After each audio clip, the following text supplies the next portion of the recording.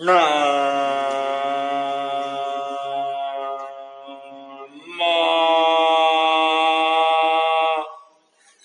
अरिहन्ताण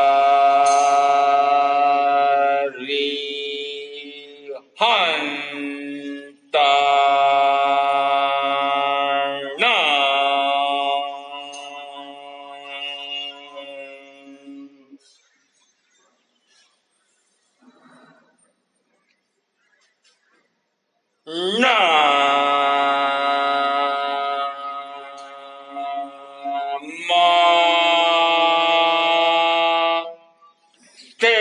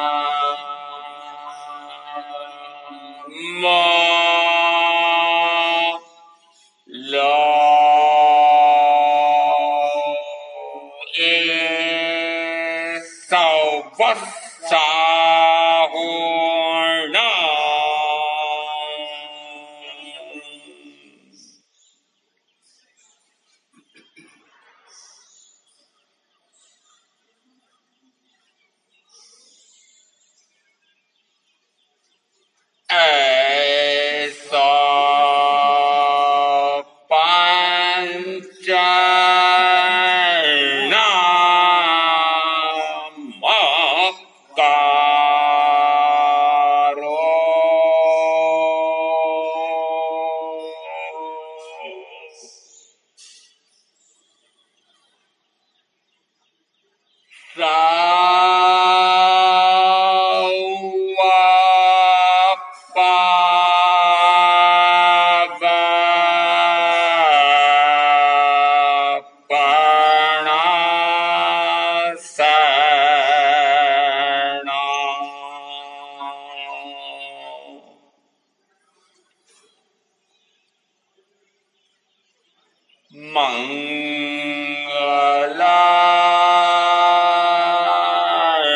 मंगलानांच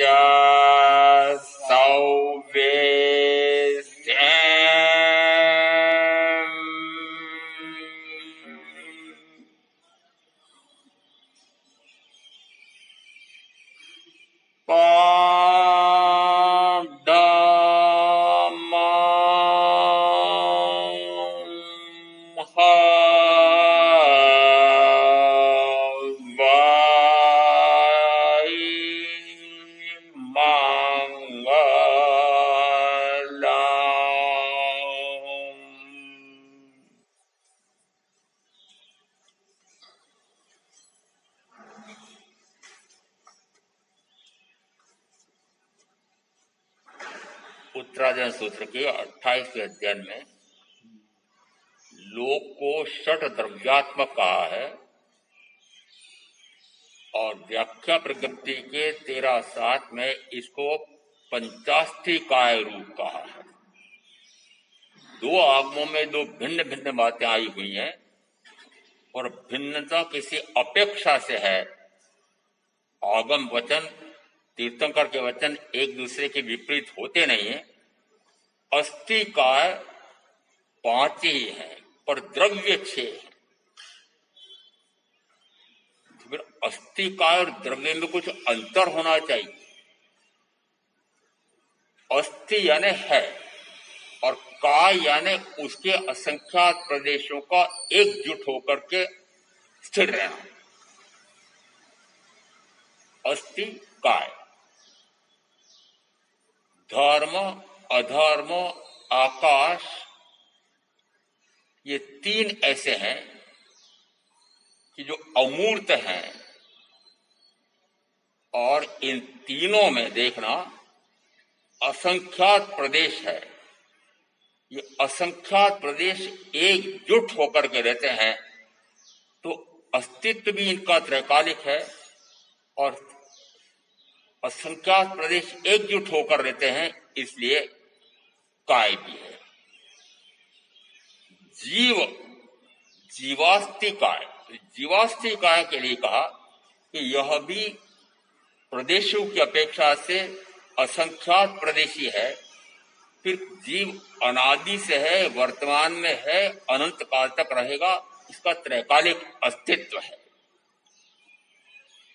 चार, ये चार तो हुए अमूर्त। अब एक इसमें अस्थि काय रूप में है, परंतु वह मूर्त है।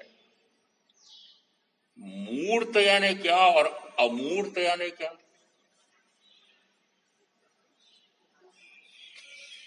पहले मूर्त की परिभाषा बता दो तो अमूर्त की समझ में आ जाए।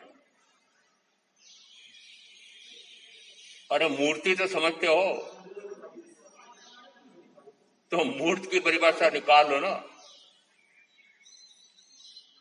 जो आंखों से दिखाई देता है, जो कानों से, नासिका से, जिह्वा से, शरीर से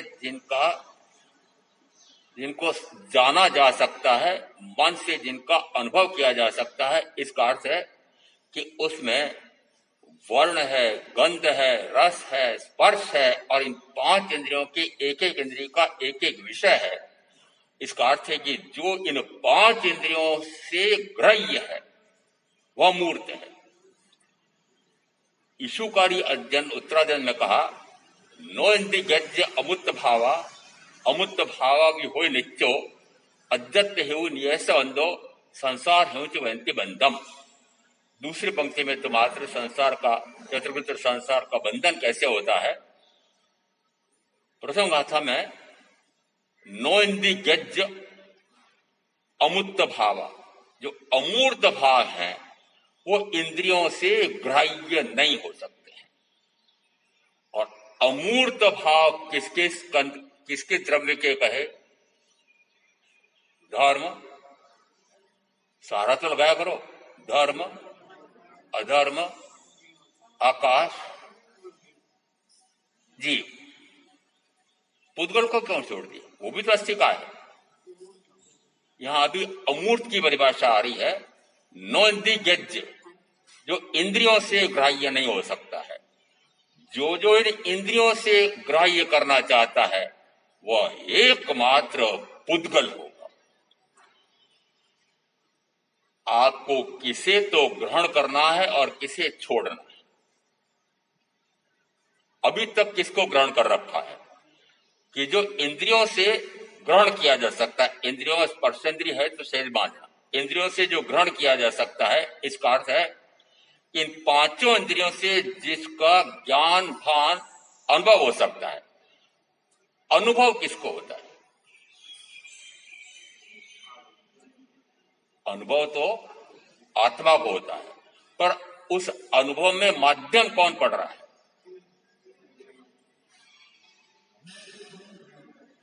बोले तो सही मुंह से। माध्यम पड़ रही है ये इंद्रियां। इंद्रियां मूर्त है कि अमूर्त है? इंद्रियां मूर्त है। तो जो जो आप अभी विषय ग्रहण कर रहे हैं वो मात्र इंद्रियों से जो ग्राह्य है उसे ग्रहण कर रहे हैं। इसका अर्थ है कि मूर्त को ही जानते हैं, मूर्त को ही देखते हैं और मूर्त में ही रमते हैं। अभी तक का काल मनुष्य भाव का आपने बिताया, पूर्व का छोड़ो, अभी तक का काल भी जो आपने बिताया है उसमें इन मूर्त इंद्रियों से आपने जो जो ग्रहण किया है, ग्रहण करने की शक्ति किसमें है और ग्रहण करने की शक्ति किसमें नहीं है? अभी जीव और अजीव पुद्गल दो की बात हो रही है। अभी तो मैं और मेरे साथ जुड़ा हुआ यह संयोगित शरीर एक जीव है और एक अजीव है। अब इस जीव और अजीव में जिस समय जीव है तो निश्चित रूप से इसके साथ यह अनादि से भिन्न भिन्न रूपों में पौद्गलिक शरीर भी है। अभी तक पूर्व के भवों का गिनते हुए गिनना अनादि से में अभी तक गिनना आपके लिए तो कि अभी तक मैं ये आपके लिए कह रहा हूं, अभी तक मैं मात्र इन 5 इंद्रियों के माध्यम से ही जो ग्रहण किया जा सकता है उसे ही ग्रहण करता रहा। और कुछ भिन्न है आपके लिए? आपने कुछ भिन्न जाना है, भिन्न देखा है? इन 5 इंद्रियों को छोड़ करके और मन को भी छोड़ करके और अब फिर जिसको जाने वह कौन सा होगा, वह कौन होगा, वह कौन होगा? अभी कहा कि यद्यपि धर्म अधर्म आकाश ये भी अमूर्त हैं, पुद्गल या पौद्गलिक शरीर यह मूर्त है और जीव अमूर्त है। तो जीव अमूर्त है और जीव में मेरे साथ जो संयोगित शरीर है वह मूर्त है। अब अभी आप जो ग्रहण कर रहे हैं इंद्रियों के माध्यम से जो ग्रहण कर रहे हैं, ग्रहण इंद्रियों के माध्यम से हो रहा है, परंतु वह ग्रहण करने की शक्ति भी आत्मा में ही है। आत्मा ने सत्ता उड़े ते प्रवर्ते जान। आत्मसिद्धि में कहा है कि यदि इंद्रियों से ग्रहण भी किया जा रहा है तो कब ग्रहण किया जा सकता है कि जिस समय इन इंद्रियों के साथ, 5 इंद्रियां शरीर के साथ आत्मा है तो। इसका अर्थ है कि आत्मा की सत्ता है, इस कारण से अभी मैं ग्रहण कर रहा हूं, पर ग्रहण करने की शक्ति मुझ में नहीं है। ग्रहण गुण किसका है? और आज प्रवचन दे दिया करो, आप तो पूछने का नाम मत रखो। कौन ग्रहण किया जा सकता है? किसमें ग्रहण करने की शक्ति है और किसमें ग्रहण करने की शक्ति नहीं?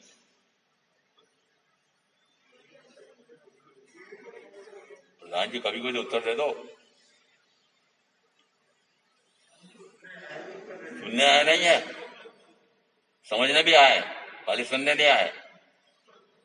ग्रहण करने का गुण कल 5 द्रव्यों में, द्रव्य से, क्षत्र से, काल से, भाव से हो सकता है कि कुछ में द्रव्य, क्षत्र, काल, भाव 4 अपेक्षाओं से कुछ साम्य हो सकता है, परंतु 5वीं अपेक्षा से इन 5 द्रव्यों में पूर्णतः भिन्नता है। तो अब पूछ रहा हूं मैं, इन 5 का अपना अपना गुण कौन सा है? धर्म द्रव्य,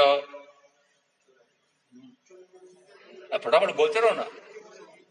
गति हेतुत्व गुण, अधर्म द्रव्य, स्थिति हेतुत्व गुण, आकाश द्रव्य, अवगाहना हेतुत्व गुण। वो हेतुत्व गुण क्यों लगाया? मात्र हेतु है, इसके माध्यम से ग्रहण किया जा सकता है। इसका अर्थ है कि किसी के माध्यम से ग्रहण किया जा सकता है। इसका अर्थ यह हुआ कि यदि जीव और पुद्गल गमन करना चाहे, स्थिर होना चाहे, अवगाहना स्थान लेना चाहे, तो क्रमशः धर्म अधर्म और आकाश ये उसमें निरंतर सहायभूत सहायभूत सहायभूत। सूत्र का दृष्टांत देकर कहते हैं मछली में तैरने की शक्ति तो है, परंतु पानी ना हो तो पानी का भी उपकार मानना पड़ेगा। व्याख्या प्रगति में कहा भगवान ने इंद्रभूति से, यदि ये धर्म द्रव्य अधर्म द्रव्य ना होते तो बताओ जीव हम क्या करते? यदि आकाश द्रव्य ना होता तो बताओ हम जीव क्या करते?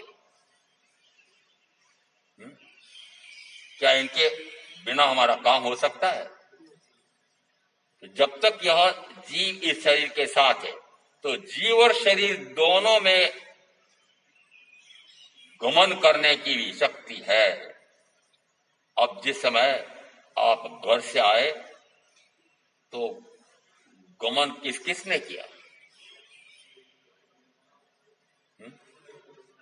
घर से यहां तक गमन किया ना? गमन तो आपने किया है। सहायता किसने दी? कर्म द्रव्य। अवगाहना देने वाला कौन? आकाश। तो अब मैं पूछ रहा हूं, यह आत्मा कहां निवास करता है? शरीर में। आत्मा शरीर से निकल करके चला जाता है, उस समय यह शव जैसा पड़ा रहता है। आत्मा शरीर से निकल जाता है तो शरीर से निकला यानी शरीर में था। आना तो बोलो, कहां निवास कहां था इस आत्मा का? अभी निवास कहां है आत्मा का? आकाश में। अवगाहना कौन देता है? शरीर देता है। शरीर में गुण ही नहीं है, शरीर में तो मात्र ग्रहण गुण है। इसका अर्थ है कि अवगाहना देने का तो गुण मात्र आकाश का है। इस आकाश ने धर्म अधर्म जीव पुद्गल और काल भी गिन लो, इन सबको स्थान दे रखा है। स्थान देने की शक्ति मात्र आकाश द्रव्य। तो प्रत्येक द्रव्य के अपने अपने गुण हैं और एक दूसरे से पूर्णतः पृथक स्वतंत्र अस्तित्व वाला मात्र पांचवी अपेक्षा से सिद्ध होता है। कौन सी अपेक्षा से? पांचवी अपेक्षा कौन सी है? गुण। इसका अर्थ है कि पांचों द्रव्यों में एक ऐसा गुण है कि पांचों का अपने आप में पृथक स्वतंत्र अस्तित्व सिद्ध करता है।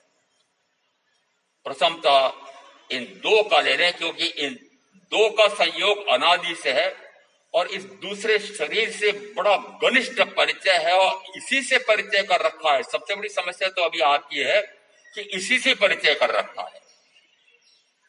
वचनामृत में आया है, अभी तक जिससे परिचय कर रखा है उससे तो अपरिचय कर ले, और जिससे परिचय नहीं किया है उससे परिचय कर ले। अभी तक परिचय किससे है? शरीर को सुख दुख पहुंचाने वाले परिजन, ये मित्र शत्रु, इन्हीं से परिचय है। अपने आप से परिचय है क्या? अपने आप से आत्मा को आत्मा का परिचय हुआ क्या? और जब तक आत्मा को आत्मा का परिचय नहीं होता है, जब तक आत्मा को आत्मा का ज्ञान नहीं होता है, जब तक आत्मा को आत्मा का साक्षात्कार दर्शन नहीं होता है, जब तक आत्मा को आत्मा का स्वयं का अनुभव नहीं आता है, तब तक मानना अनंत भव भ्रमण है। अनंत भव भ्रमण किस क्षण से रुकना प्रारंभ होगा? तो कहा, जिस समय मैं अपने आप को इस शरीर से पूर्णतः भिन्न जानता हूं, भिन्न रूप में देखता हूं, भिन्न रूप में अनुभव करता हूं और अपने आप के उस अनुभव में निरंतर रमण करता हूं, अपना उपयोग अपने आप पर स्थिर करता हूं। अपने ज्ञान गुण से अपने आप को जानना क्योंकि जीव का गुण है, इसलिए जानना अनादि से है, वर्तमान में भी जानना है, अनंत काल तक जानना चलता रहेगा। परंतु अभी तक किसको अपना जाना? कि अभी तक शरीर परिवार धन वैभव भोग साधन आदि आदि, वह जानना ही अज्ञान। अलग अलग करके बोलो, अज्ञान। अज्ञान नहीं है, अज्ञान है। वह जान तो रहा है पर उल्टा जान तो रहा है पर उल्टा जान रहा है। जानना चाहिए अपने ही ज्ञान गुण से अपने को, और जानता है पराये को अपना। उत्तराधन सूत्र के 29वें अध्ययन में एक बोल आया है, ज्ञान संपन्न जीव किसे कहा जाता है?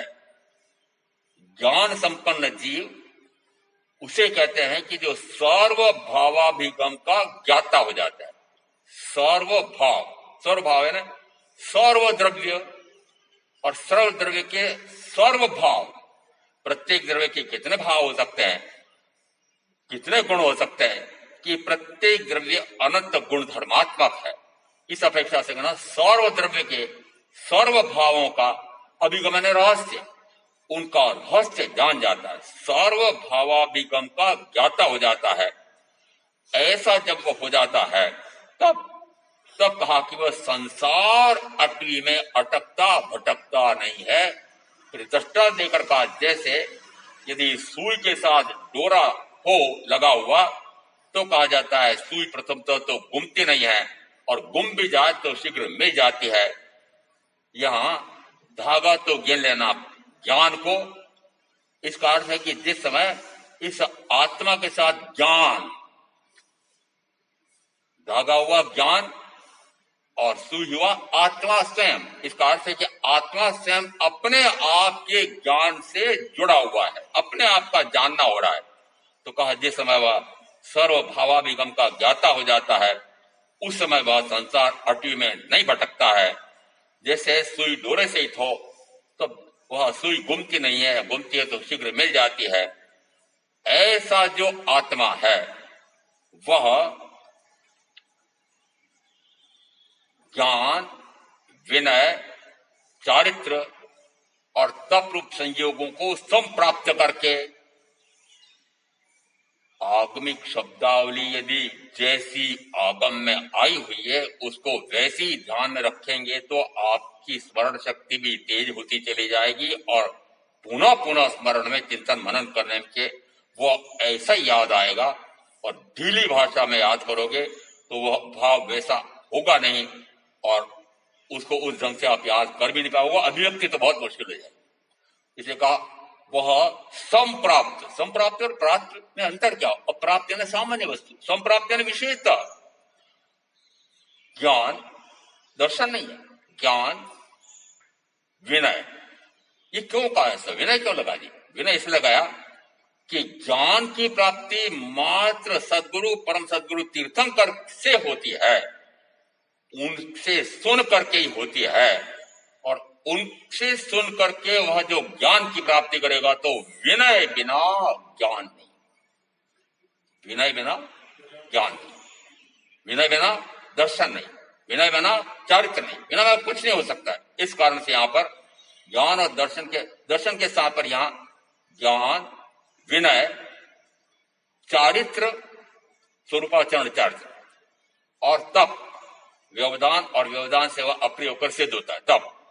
इन चार संयोगों को संप्राप्त कर वह स्व समय रथ को भी जान जाता है और पर समय रथ को भी जान जाता है।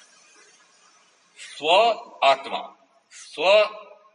आत्मा समय भी आत्मा, स्व समय रथ, स्वयं ही स्वयं में रथ रहने वाला, ऐसा भी जान जाता है। और पर समय रथ कि स्वयं ही पर में रथ है। किसमें रथ हो? अभी बोलो ना, अभी तो केवली प्रज्ञप्त वाणी में रथ हो। यदि केवली प्रज्ञप्त वाणी में रंजित हो जाए, उसी में रम जाए, तो कहा जाता है केवली ने जैसा फरमाया है आत्मा का स्वरूप, वह आत्मा के स्वरूप को संप्राप्त कर लेता है। वस्तुतः अभी वस्तु पर में ही रमते आए हैं। जिस तरह कहा वह पर में रथ हो रहा है तो स्व को भी जान जाता है, पर को भी जान जाता है। स्व यानी मैं आत्मा, एकाकी, मैं आत्मा यानी एकाकी। एकाकी को समझना हो तो फिर समझना पड़ेगा कि मैं एकाकी कैसा, कि मैं मेरे साथ अनादि से संयोगित प्रवाह रूप में रहे, तीनों अनादि से प्रभाव रूप में रहे, एक जैसे नहीं रहे, तब भी वर्तमान की अपेक्षा से मैं कहूंगा कि सबसे पहले अनुभव आता है इस शरीर का। इस कारण से पहले दिया शरीर, और शरीर के साथ जो इंद्रियां जुड़ी हुई है, शरीर से आसक्ति है या इन इंद्रियों के प्रति आसक्ति है, भोगों की आसक्ति है, तो शरीर और इंद्रियों की आसक्ति की पूर्ति में जो जो जुड़े हुए हैं, कौन कौन जुड़े हुए हैं, तो कहा ये परिजन, प्रियजन, मित्रजन, और उसके बाद फिर धन, वैभव, भोग साधन आदि कई, इस प्रकार से। तो सबसे पहले परिचय क्या हुआ कि शरीर से हुआ, तो शरीर के साथ जुड़े हुए इन आदि में सारे गिनना। तो कहा ये मेरे साथ पहला संयोग मानना, ये मेरे अघाती कर्म के फलस्वरूप जो शरीर और आदि मिले हैं, तो शरीर आदि का संयोग ये अघाती के फलस्वरूप मिला हुआ है। समय शास्त्र सूत्र को इसको शरीर नाम कर्म ऐसा नाम देते हैं, तो वस्तुतः हमारे यहां शरीर आदि ऐसे ही कहा जाएगा। तो प्रथम संयोग शरीर आदि का है। यदि शरीर आदि का संयोग हुआ है तो निश्चित है कि दूसरा संयोग भी होगा। दूसरा संयोग कौन सा होगा कि इस शरीर की आसक्ति की पूर्ति में, इस शरीर के साथ जुड़े 5 इंद्रियों की पूर्ति में जो जो भाव होते हैं, और वो चूंकि पौद्गलिक शरीर, पौद्गलिक इंद्रियों की पूर्ति में जो भाव होंगे वो भाव विकारी भावी होंगे, वे विभाव भावी होंगे। वो स्वभाव नहीं है, विभाव भावी है, विकारी भावी है, संकल्प विकल्प होंगे। इसका अर्थ है कि जो जिस प्रकार के कर्म के निमित्त हैं, तो कर्म भी पौद्गलिक, फिर कर्म के उदय में आने वाला वो निमित्त व्यक्ति हो, चाहे वस्तु हो या चाहे स्थिति हो, ये भी पुद्गलिक। तो पुद्गल कर्म के उदय में आने वाले पौद्गलिक निमित्त के अधीन होकर के उसके कारण से जो मैं आत्मा अमूर्त मात्र अपने आप को जानना, अपने आप को देखना, अपने आप पर रमना, ऐसी मेरी त्रिकालिक क्षमता होते हुए भी, और कैसे भ्रमित होता रहा अनंत काल तक। सोचो कि मैं मात्र रागादि रूप ही होता रहा, और आज भी कह सकता हूं, क्या रागादि को आपने हेय, अवांछनीय, अनाचरणीय, निकृष्ट, अनाचरणीय माना क्या? आचरण करने योग्य नहीं है। हेय, हेय यानी इसको मुझे जानना ही नहीं। निकृष्ट, ये इतना निकृष्ट भाव है कि इसी के कारण मैं अनंत कर्म का बंद करके अनंत चतुर्गति में परिभ्रमण करता रहा। तो क्या आपने रागादि को हे निकृष्ट, अवांछनीय, अनाचरणीय माना? अभी मैं ये नहीं कर रहा हूं राग से परे जाओ, माना क्या है कि अनाचरणीय है? रागादि में सारे गिनना हो, आदि में सारे आ गए। रागादि को आपने ऐसा माना है कि ये आचरण करने योग्य नहीं है। चुप क्यों हो जाते? इसका अर्थ माना ही नहीं, माना ही नहीं कि राग हेय है, रागादि निकृष्ट है, ये अनंत कर्म का बंद करके अनंत जन्म मरण का दुख देने वाले हैं, और इसी कारण से अनादि से अनंत काल हो गया, अभी तक का दुख पा रहे हैं, मान लेना। तो दूसरा संयोग मेरे साथ जुड़ा, रागादि भाव। अब चूंकि रागादि भाव कर तो मैं रहा हूं, कर नहीं सकता ये तो पक्का है, निश्चय ऐसे तो मैं रागादि भाव का करना हो ही नहीं सकता हूं। तो न तो मैं शरीर आदि का कर्ता हो सकता हूं, न मैं शरीर आदि का भोक्ता हो सकता हूं। क्यों? क्योंकि मैं अपने ही गुणों का कर्ता, अपने गुणों का भोक्ता, अपने गुण में रमणता होने वाला, ऐसा मेरा त्रैकालिक गुण है। परंतु व्यवहार में जो हो रहा है उसे भी सत्य कहा है। जिस समय नए से व्याख्या करते हैं उस समय निश्चय नहीं कहता है कि जो मैं कहता हूं वह सत्य है। व्यवहार नहीं से व्याख्या करने वाला भी कहता है कि नहीं, मैं कह रहा हूं वह भी सत्य है। अब आपकी अपेक्षा से बोल रहा हूं, व्यवहार नए से क्या यह सत्य नहीं है कि आप रागादि रूप व्यवहार हो रहे हैं? सत्य, तो व्यवहार सत्य है। व्यवहार नए से सत्य है, वास्तव में असत्य है। वास्तव में असत्य है। वास्तव में मेरा स्वरूप कैसा है? वास्तव में मेरा स्वरूप है, मैं पर पदार्थ को जान ही नहीं सकता, मेरा गुण ही नहीं है।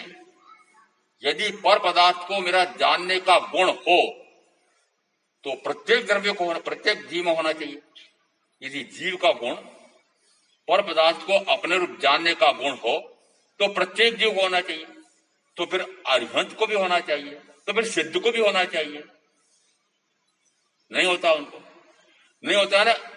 अब जिस समय अरिहंत तत्व प्रकट हुआ से लगा करके अब अनंत काल तक मात्र अपने को अपने ज्ञान गुण से जानना जानना जानना, अपने को अपने दर्शन गुण से निरंतर देखना देखना देखना, अपने ही सुख गुण में निरंतर विहरण करना विहरण करना विहरण करना, अपना ही उपयोग अपने आप पर स्थिर करना, निरंतर ज्ञान उपयोग अपने आप को जानने में, दर्शनोपयोग अपने आप को देखने में, निरंतर अनंत काल तक ऐसा करते रहें तो उसी को कहा वह गुण है। जो अनादि से है, अनंत काल तक है, उसी को कहा मेरा वह स्वगुण है, और वह स्वगुण भटक गया है। हाँ तो बोल लो, इसमें तो स्वगुण भटक गया। कहां भटक गया? कि वह स्व ज्ञान गुण मेरा स्वयं का है। कुछ दार्शनिक ऐसे हैं कि जो मानते हैं कि ज्ञान गुण यानी जानने की शक्ति वाला एक गुण है, जीव का ही है, परंतु वह पर को तो जान सकता है, स्व को नहीं जान सकता है। कोई कहते हैं दार्शनिक के स्व को जान सकता है पर को नहीं जान सकता है। महावीर कहते हैं कि स्व को भी जान सकता है और पर को भी जान सकता है। अभी आप क्या कर रहे हैं?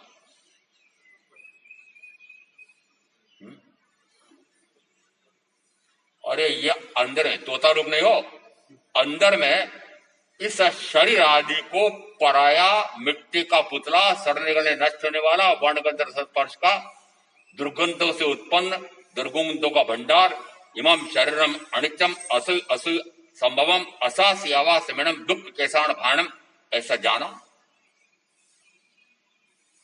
क्या यह शरीर का स्वरूप ऐसा है? ऐसा यदि आगमकार कह रहे हैं, यदि कहें कि यह तो तीर्थंकर द्वारा ही प्रतिपादित है, तो क्या तीर्थंकर ने जो कहा है वो सत्य है कि नहीं? सत्य है कि यह निरंतर कैसा है कि वर्ण में, गंध में, रस में, स्पर्श में पर्यायंत्रित होता ही है। निरंतर सड़ता है, गलता है, सड़ता है, गलता, मात्र सड़ता गलता नहीं, सड़ता है, गलता है और विनष्ट भी हो जाता है।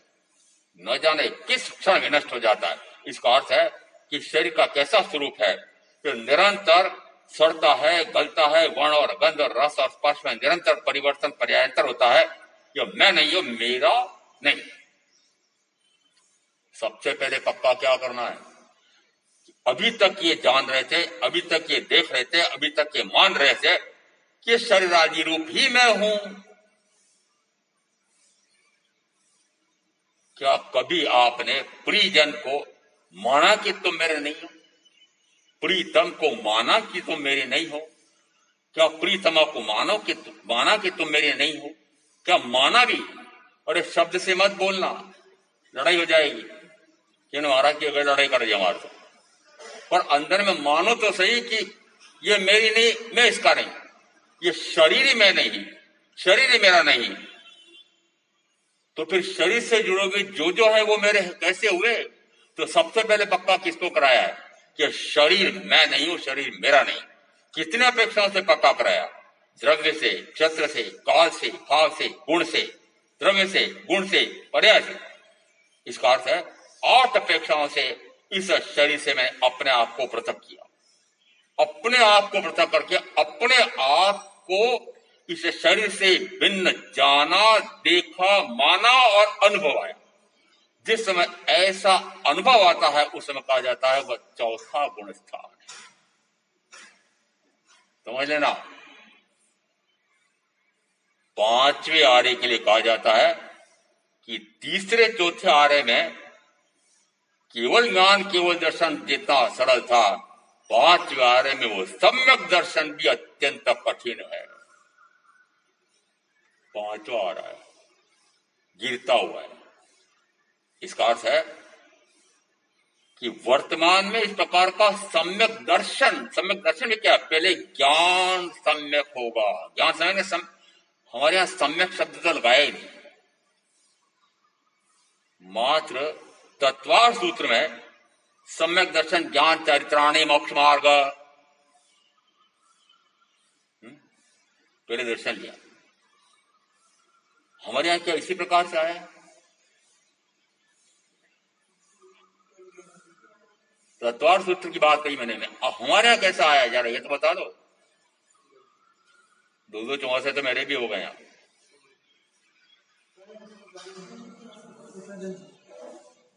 मोक्ष का मार्ग उत्तरायण सूत्र के 28वें अध्याय में मुख्यता से आया। वैसे तो अन्य आगमों भी है।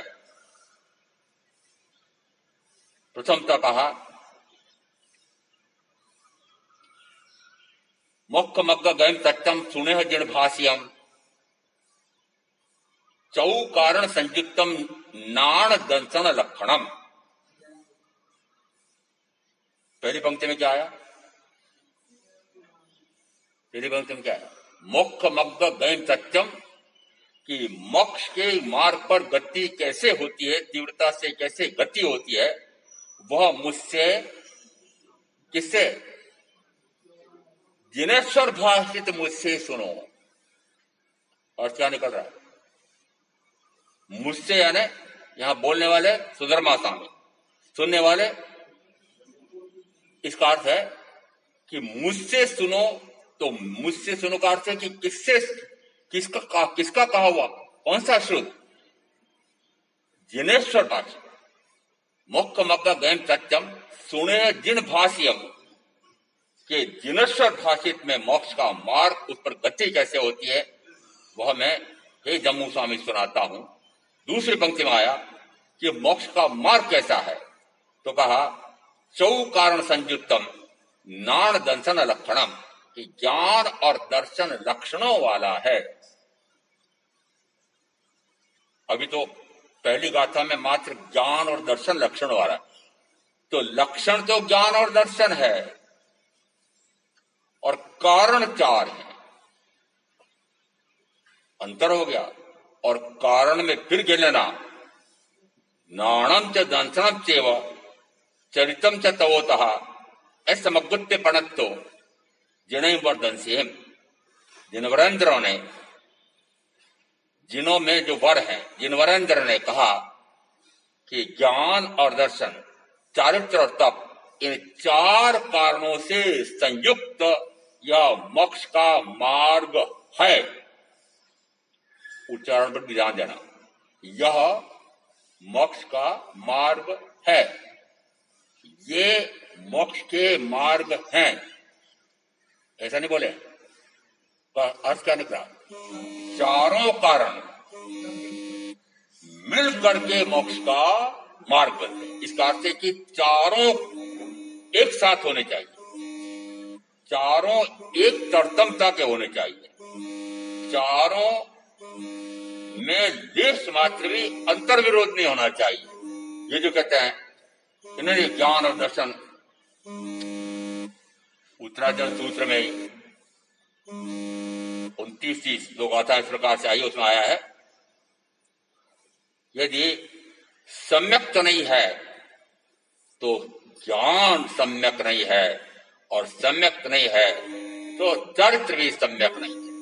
इसका अर्थ है कि सम्यक तो पहले होगी, और सम्यक होगी तो ज्ञान होगा, और सम्यक होगी तो चरित्र होगा। अभी तो मैंने कह दिया, देखो ज्ञान दर्शन चारित्र ये तीनों की एक तरफ मोक्ष का मार्ग है। जैसी रत्न रूप संधि साधना मैंने की है, वैसी अन्यत्र दुर्लभ है। 5-3 आचारांक सूत्र में आया है कि जैसी रत्न त्रय रूप संधि साधना, रत्न त्रय रूप संधि साधना, संधि यानी मिल करके, ज्ञान, दर्शन, चारित्र, इन तीनों की संधि रूप जो साधना मैंने की है वो अन्यत्र दुर्लभ है। अन्यत्र ने कहा क्या और किसी दर्शन में है? क्या और किसी धर्मनेता ने ऐसा बताया है? नहीं, और किसी धर्मवेत्ता ने ऐसा नहीं बताया। अभी हम अन्य धर्मवेत्ताओं में नहीं जा रहे हैं। अभी तो मात्र ये पक्का कर लो कि मात्र मेरे तीर्थंकर परमात्मा ऐसे हैं, सर्वज्ञ हैं, सर्वदर्शी हैं, केवल ज्ञान से जो उन्होंने जाना है, सकल प्रत्यक्ष ज्ञान से उसे उन्होंने जो जाना है वह अटल होगा, प्रामाणिक होगा, अकाट्य होगा। उसमें कोई तर्क वितर्क की आवश्यकता नहीं। तब भी ये कहा जाता है, जिस समय चौराहे पर खड़े हुए कुछ अन्य युथिक ऐसा कह रहे थे, ये तीर्थंकर महावीर, ये इनके इंद्रभूति गौतम, ये कहते हैं जो अस्थि है वो अस्थि रूपी परिणमन करता है और जो नास्ति है वो नास्ति रूपी परिणमन करता है। अस्थि नास्ति रूप नहीं होता है, नास्ति अस्थि रूप नहीं होता है। अस्तित्व में जिस द्रव्य का जो अस्तित्व उसमें उसी में रहता है, पर द्रव्य में नहीं होता है। ये अस्थि नास्ति का जो स्वरूप ये तीर्थंकर महावीर कहते हैं, ये इंद्रभूति गौतम कैसे हैं, हम कैसे माने? साथ एक व्याख्या प्रकृति में आया। उस समय इंद्रभूति गौतम उधर विहरण कर रहे थे। वो चौराहे पर जो अन्य चर्चा कर रहे थे, वे कहते हैं मेरे तीर्थंकर महावीर या मैं ऐसा कहता हूं, ऐसा मत मानो, आप भी तो प्रज्ञावान हैं। आप अपनी प्रज्ञा शक्ति से स्वयं इस सिद्धांत को पहले समझ लो और आपको समझ में आए तो मानना। और से निकल रहा है महावीर अपने मत को, अपने विषय वस्तु को, जो उनका कथन है वह थोपते नहीं। और क्या निकला कि प्रत्येक प्रज्ञा चक्षु है, प्रत्येक में प्रज्ञा शक्ति है। प्रज्ञा है ना, सतरूप क्या है असतरूप क्या है, इसमें विवेक करने की शक्ति प्रत्येक जीव में है। तो ऐसा यदि आप स्वयं में अनुभव करके देखो कि तीर्थंकर महावीर या मैं कहता हूं वह सत्य है, तो मानना। इसका अर्थ है कि ये सत्य कैसे है? सतरूप जो है वह असत रूप कभी होता नहीं। जो अनादि से कोई द्रव्य है, जो तत्व है, वह अनंत काल तक रहेगा। वह ऐसा नहीं हो सकता है कि जो अस्थि रूप है वो नास्ति रूप हो जाए, और नास्ति यानी जो है ही नहीं वो हो जाए, ऐसा भी नहीं होता है। और हो सकता है कल यह विषय आया हो कि एक ही द्रव्य में अस्तित्व गुण भी है और उसी का विरोधाभासी नास्तित्व गुण भी है। और अब किसने ध्यान पूर्वक सुना है, परीक्षा ले लेते हैं कि जीव द्रव्य इसी में क्या दोनों प्रकार के गुण हैं, अस्तित्व गुण भी है और नास्तित्व गुण भी है। ये नहीं बोलो ना, कैसे बताओ? उसमें रागद्वेष नहीं है, व्यवहार में से हो रहा है। जीव का अस्तित्व जीव में है, अजीव पुद्गल का अस्तित्व पुद्गल में है। जीव कभी पुद्गल रूप होता नहीं, पुद्गल कभी जीव रूप होता नहीं। जड़ ने चैतन्य बनने, द्रव्य नो स्वभाव भिन्न, सुप्रतीतिपण जने समझाए थे, स्वरूप चेतन निज, जड़ से संबंध मात्र। जड़ से मात्र संबंध है, वह संयोग संबंध है। जड़ भावे जड़ परिणमे, चेतन चेतन भाव, कोई कोई पलटे नहीं, छोड़ी आप स्वभाव। अभी 5 द्रव्य बताए थे, 4 अस्तिका बताए थे। उसमें से प्रत्येक द्रव्य अपना अस्तित्व दूसरे द्रव्य से पूर्णतः पृथक अस्तित्व वाला है। जानने की शक्ति उन अन्य 4 अस्तिका अन्य 5 द्रव्य में नहीं है, परंतु जानने की शक्ति मुझ में है। तो मैंने क्या जाना कि मेरा अस्तित्व इस पौद्गलिक शरीर से पूर्णतः भिन्न है। पौद्गलिक शरीर से यदि पूर्णतः भिन्न है तो इस पौद्गलिक शरीर की पूर्ति के लिए जो फिर रागादि भाव हो रहे हैं, तो रागादि भाव रूप में नहीं हो सकता है। मेरे भाव नहीं, स्वभाव नहीं, पर भाव है, पौद्गलिक भाव है, पुद्गल कर्म के निमित्त से होते हैं, तो वो भी पौद्गलिक भाव है। और फिर पौद्गलिक भावों को मैं कर रहा हूं, ये व्यवहार सत्य है, क्योंकि मैं पौद्गलिक भावों का कर रहा हूं। तो कर रहा हूं तो जो करने वाला उसको कहा जाता है कर्ता। तो फिर मैं इस रागादि भाव का कर्ता हुआ, रागादि भाव का कर्ता हुआ तो फिर भोक्ता भी हुआ। तो मैं शरीर आदि का कर्ता हो तो नहीं सकता, पर कर रहा हूं ये भी व्यवहार में सत्य है, तो व्यवहार में से सत्य कहा जाता है। तो मैं प्रथमतः कहा जाएगा कि मैं शरीर आदि का कर्ता हूं, शरीर आदि का भोक्ता भी। यदि शरीर आदि का कर्ता और भोक्ता हूं तो मैं रागादि भाव कर्म का भी कर्ता और भोक्ता हूं। और यदि रागादि भाव का मैं कर्ता हूं तो तीसरा संयोग निश्चित रूप से मेरे साथ जुड़ेगा ही जुड़ेगा। कैसे जुड़ेगा? जिस समय मैंने कोई विकार का भाव किया, और विकार के भाव में मात्र आप ये 18 प्रकार के पाप वाले भाव मत माना। विकार का भाव होता है शुद्ध स्वभाव को छोड़ करके सारे, इसका अर्थ है शुभ भाव या अशुभ भाव। जिस समय कोई भी विकार का भाव मैंने किया तो कहा जाता है इस लोक में मेरे साथ, मेरे आसपास भी कार्मण वर्णा के पुद्गल ठसाठस भरे हैं, और मेरे भावों की तरतमता, मंदता या गाढ़ता के अनुसार वे कार्मण वर्णा के पुद्गल आकर्षित होते हैं। और अब मेरे बिना, कर्ता बिना, मेरे बिना वे अपनी स्वशक्ति से ज्ञानावरण आदि 7-8 प्रकार के कर्म रूप परिणमित होते हैं, और परिणमित होकर के मेरे साथ बद्ध और स्पष्ट हो जाते हैं। तीसरा संयोग, शब्दावली याद रहेगी क्या? बद्ध और स्पष्ट, मात्र बद्ध नहीं है, स्पष्ट भी है। इसलिए दोनों में से एक बोलते हैं तो वे काजा असत्य हो गया, क्या वो निर्णय जैसा मानना, परंतु फिर भी वो असत्य पूर्णतम है। ये बद्ध भी है, बंधा हुआ भी है और स्पर्शित भी है। आत्मा में तो बांधने का गुण ही नहीं, आत्मा में तो स्पर्श नाम का गुण ही नहीं है। तो फिर ऐसा बद्ध स्पष्ट क्यों कहा कि बद्ध स्पष्ट है, अनुभव में आ रहा है तो व्यवहार में सत्य सिद्ध होता है। इस कारण से व्यवहार में से ऐसा कहा जाता है कि मैं शरीर आदि का कर्ता हूं, शरीर आदि का मैं भोक्ता हूं। व्यवहार में से कहा जाएगा कि मैं रागादि भाव कर्म का करता हूं, तो रागादि भाव कर्म का मैं भोक्ता हूं। और व्यवहार में से यह भी कहा जाएगा कि यदि मैं रागादि का करता हुआ हूं तो निश्चित है कि ज्ञानावरण द्रव्य कर्म का भी करता नहीं हुआ। अभी मैंने कहा था नहीं, वे कार्मण वर्णा के पुद्गल तो स्वशक्ति से स्वयं ही ज्ञानावरण आदि में परिणत होने का सामर्थ्य रखते हैं। वे स्वयं परिणत हो रहे हैं, परंतु वे स्वयं परिणत हो सकते हैं क्या? हो या न चेतन प्रेरणा। मंजू बहन बोलो ना, आगे कुछ गुरुजी करना। हो या न चेतन प्रेरणा, कौन करे तो कर्म। यदि चेतन ना भाव करे तो क्या आ सकते हैं?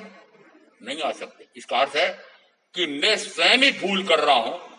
मैं तो इन कार्मण वर्णा के पुद्गल को, पर द्रव्य को ग्रहण कर ही नहीं सकता, परंतु कर रहा हूं। ये सत्य है जिसको नाम दिया व्यवहार सत्य है, जिसको कहा व्यवहार में से यह भी सत्य है कि ज्ञानावरणीय द्रव्य कर्म का मैं करता हूं, और करता हूं तो फिर भोक्ता होता हूं। भोक्ता कैसे होता हूं? कि जिस समय उन्हीं में से कोई कर्म उदय में आता है, उस कर्म के उदय में कोई निमित्त आकर खड़ा होता है और मैं उस निमित्त के अनुसार कार्य क्रिया प्रवृत्ति करता हूं, भोक्ता हो गया। और भोक्ता होता से करता हो गया,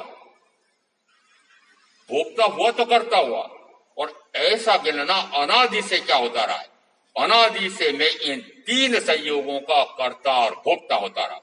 अब यहां पर दोनों नयों से समझ लिया कि व्यवहार नय से शरीर आदि रूप मैं हूं, रागादि भाव रूप भी मैं हूं, ज्ञानावरणादि द्रव्य कर्म भी मैं हूं। फिर कहा व्यवहार नय से यह भी सत्य है मैं शरीर आदि का ही कर्ता भी हूं, भोक्ता भी हूं। मैं रागादि भाव कर्म का कर्ता भी हूं, भोक्ता भी हूं। इस कारण से मैं ज्ञानावरणादि द्रव्य कर्म का कर्ता भी हूं, भोक्ता भी। परंतु निश्चय नय से मैं न शरीर आदि का कर्ता भोक्ता होता हूं, न मैं रागादि भाव कर्म का कर्ता भोक्ता होता हूं। और न मैं ज्ञानावरणादि द्रव्य कर्म का कर्ता भोक्ता हूं। इसका अर्थ है प्रथमतः मैंने अपने आप को पृथक किया। किसके से? तीन से पृथक, शरीर आदि से, शरीर आदि के कारण से होने वाले राग आदि से, फिर राग आदि के कारण से होने वाले ज्ञानावरण आदि से। ये तीनों पुद्गल हैं। दो तरह समझ में आता है कि शरीर आदि पुद्गल है, कर्मवर्ण के पुद्गल है, आपने सुन रखा है, इसे आप कहते हैं, ये भी कह सकते हैं कि ये भी पुद्गल है, परंतु बीच का जो भाव मैं कर रहा हूं वह क्या है? वो भी पुद्गल है, क्योंकि पुद्गल के कारण से हो रहा है और फिर पुनः पौद्गलिक कर्म का उपार्जन करा रहा है। तो यहां इन कर्मों के उदय में ही जिस समय मैं विकार का भाव करता हूं, उस विकार के भाव के कारण से पुनः ज्ञानावरणादि द्रव्य कर्म का आचरण बंद होता है। तो जिसका जनक यह पुद्गल, जिसका आत्मा ये पुद्गल, तो बीच का ये कौन? भाव मेरा, वो भी पुद्गल है। और 12 व्याख्या प्रकृति में स्पष्ट कहा, ये 5 वर्ण, 2 गंध, 5 रस और 4 स्पर्श वाला है। क्या? ये रागादि भाव। इसका अर्थ है कि पौद्गलिक है। इसका अर्थ है कि ये तीनों पौद्गलिक हैं, तीनों संयोगी हैं। मैं शुद्ध चैतन्य स्वरूप की आत्मा हूं और मैं वस्तुतः अपने आप का ज्ञाता और अपने आप का दृष्टा हूं। इसका अर्थ है कि प्रथमतः मैंने शरीर के साथ जुड़े हुए, शरीर से होने वाले रागादि और रागादि से होने वाले ज्ञानावरणादि, इन 3 से मैंने अपने आप को पृथक कर लिया। फिर किससे पृथक किया? कि मैं 5 अस्थिकाय हैं, मैं जीवास्थिकाय हूं। 4 अन्य अस्थिकायों में भी द्रव्य से, क्षत्र से, काल से, भाव से साम्य है, परंतु गुण से मैं पूर्णतः इन 4 अस्थिकाय से पूर्णतः भिन्न। इसका अर्थ है और मैं 4 अन्य अस्थिकायों से मैं अपने आप को पूर्णतः भिन्न जीवास्थिकाय, ऐसा मैंने अंदर में पक्का कर लिया, आत्मसात हो गया। फिर कहा 5 द्रव्य हैं, 5 जो अन्य द्रव्य हैं वे 5 अजीव हैं। धर्म, अधर्म, आकाश, काल, पुद्गल, पौद्गलिक शरीर, ये क्या है? अजीव है। मैं जीव हूं, मैं जीव हूं। इसका अर्थ है और मैं 5 द्रव्य, तो 6 द्रव्यों में से मैंने 5 अन्य द्रव्यों से पूर्णतः पृथक स्वतंत्र अस्तित्व वाला हूं, ऐसा ज्ञान और भान हुआ। कितनों से पृथक हो गया मैं? 3 संयोगों से पृथक कर लिया, फिर 4 अस्थिकाएं से अपने आप को पृथक कर लिया। 4 अस्थिकाएं मुझसे पूर्णतः भिन्न पृथक अस्तित्व, चारों अस्थिकाएं अपने आप में पूर्ण भिन्न पृथक अस्तित्व वाले हैं। मैं भी प्रत्येक से पूर्ण भिन्न पृथक अस्तित्व गुण वाला हूं। फिर द्रव्य अपेक्षा से कि 5 अन्य द्रव्य हैं, उन 5 अन्य द्रव्यों से वे पूर्णतः पृथक स्वतंत्र अस्तित्व वाला हूं। इसका अर्थ है कि अपने आप को मैंने इतनों से पृथक कर लिया। एक और अंतिम, इस लोक में कितने जीव हैं? 13 व्याख्या प्रकृति में आया कि इस लोक के एक परमाणु, पुद्गल परमाणु, एक पुद्गल परमाणु जितना स्थान घेरता है उसको एक प्रदेश कहते हैं। एक पुद्गल परमाणु एक प्रदेश घेरता है। इस लोक का एक भी ऐसा प्रदेश नहीं बचा है कि जहां पर मैंने अनंत बार जन्म और मरण न किया। आगे और दिया, मनुष्य अपेक्षा से वर्णन किया कि मनुष्य अपेक्षा से यदि कोई जीव कितने प्रकार के संबंध हो सकते हैं, तो मैं उसमें नहीं जाऊंगा, मुझे याद भी नहीं रहते। 18 प्रकार के संबंध हो सकते हैं एक ही भाव में, एक मनुष्य दूसरा मनुष्य। तो जितने प्रकार के संबंध हो सकते हैं उतने प्रकार के संबंध मैंने इस लोक के अनंत जीवों के साथ संबंध बनाए और छोड़े, बनाए और छोड़े, बनाए और छोड़े। इसका अर्थ है कि वर्तमान में भी जिन जिन से आपने संबंध बना रखा, ये मेरी, ये मेरा, ये मेरे प्रीतम, ये मेरे प्रीतमा, ये मेरे प्रिय, ये मेरे प्रिय, अप्रिय, ये जो जो संबंध आपने बना रखे हैं, ये ऐसे संबंध अनंत जीवों के साथ अनंत बार बना करके आ चुके हैं और कितने बार और संबंध बनाना है। तो अब यहां कहा कि अन्य मेरे समान गुण वाले, मेरे समान गुण वाले ना, प्रत्येक जीव सत्ता अपेक्षा से, गुण अपेक्षा से कहा जाएगा कि प्रत्येक जीव के समान गुण है। अनंत ज्ञान, अनंत दर्शन, अनंत सुख, अनंत वीर्य, यहां तक कि अनंत सिद्ध हो गए, वे भी गिन लो। उन अनंत अन्य जीवों से मैं पूर्णतः पृथक स्वतंत्र अस्तित्व वाला एकाकी आत्मा। कहां तक प्रश्न कर लिया आपने? एकाकी आत्मा।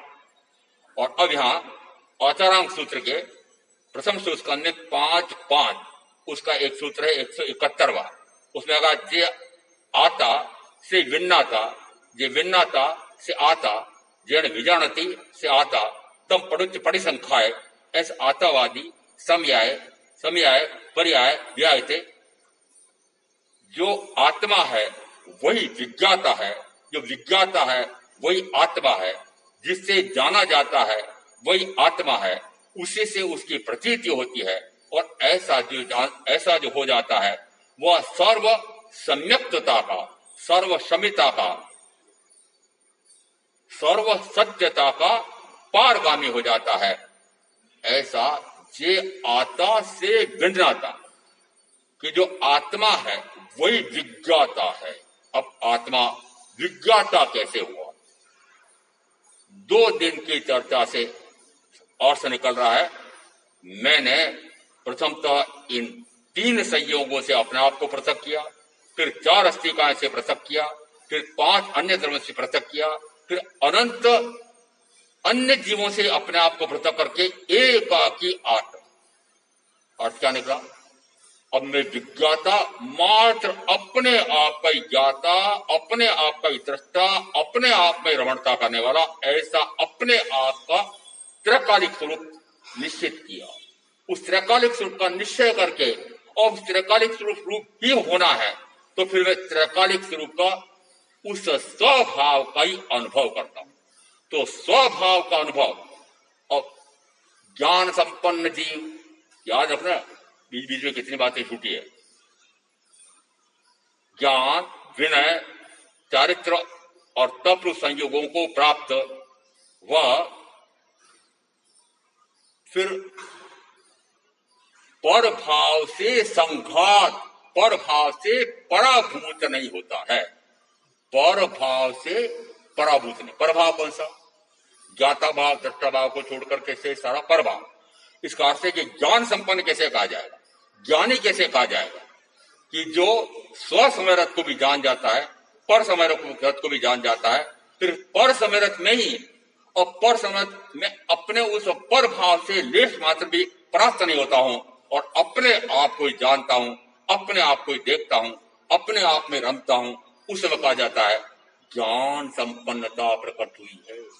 और ऐसा जब ज्ञान संपन्न होता है उस समय कहा जाता है वह आत्मा ही विज्ञाता है, आत्मा ही विज्ञाता है। तो ज्ञान से मैंने पहले क्या जाना? ज्ञान से जाना कि यह लोक पंचास्तिकाय रूप है, यह लोक षट द्रव्यात्मक रूप है। और इस लोक में फिर मैं अपने आप का अस्तित्व खोजा, अपने आप का अस्तित्व। अब सोचो कि इस लोक का स्वरूप कैसा है। यदि मैं बाह्य अपेक्षा से उदाहरण दूं कि जरा इस वर्तमान की 6 महाद्वीप और 6 महासमुद्रों की पृथ्वी, उसमें आप सत्य प्रकाश जी की अरिहंत नगर की वो कोठी, वो कितनी नजर आएगी उस नक्शे में? दिखेगी? दिखेगी? अरे दिखेगी नहीं।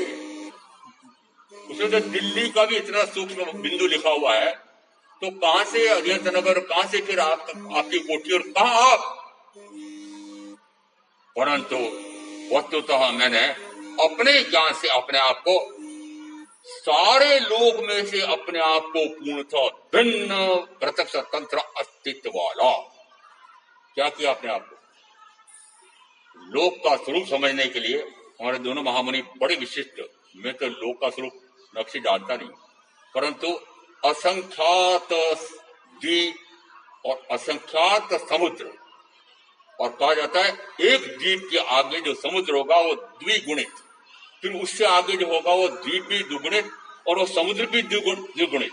इसका अर्थ है कि फिर आगे आगे आगे अंतिम क्षीर समुद्र, अंतिम क्षीर समुद्र स्वयं ब्रह्मांड, तो स्वयं ब्रह्मण अंतिम समुद्र है। तो बताओ कितना विस्तार होगा उसका। इसका अर्थ है कि वही अपेक्षा से भी गिन लेना कि इस पृथ्वीलोक का कितना ऐसा स्वरूप है, और ऐसे पृथ्वीलोक में असंख्यात द्वीप और असंख्यात समुद्र, ऐसे इस लोक में मैं अपने आप को किस प्रकार से अन्य सबसे पूर्णतः भिन्न एकाकी असंग अभय अनासक्त शुद्ध चैतन्य स्वरूपी आत्मा, ऐसा तत्व का शुरू समझ करके मैं आप जो साधना करेंगे उनका अवश्य कल्याण होगा। ओम शांति। गुरुदेव क्या कहते? चत्तारि मंगलम अरिहंता मंगलम सिद्धा मंगलम साहू मंगलम केली प्रणत मंगलम। चत्तारि लुगुत्तमा अरिहंता लुगुत्तमा सिद्धा लुगुत्तमा साहू लुगुत्तमा केली प्रणत लुगुत्तमा। चत्तारि सनपवज्जामि अरिहन्ते सनपवज्जामि सिद्धे सनपवज्जामि साहू सनपवज्जामि केवली प्रणतम धम्मम चरणम पवज्जामि। चार मंगले चार उत्तम चार शरणा, और शरणा नहीं कोई जो भव्य प्राणी आदि तो अक्षय अमर पद हो।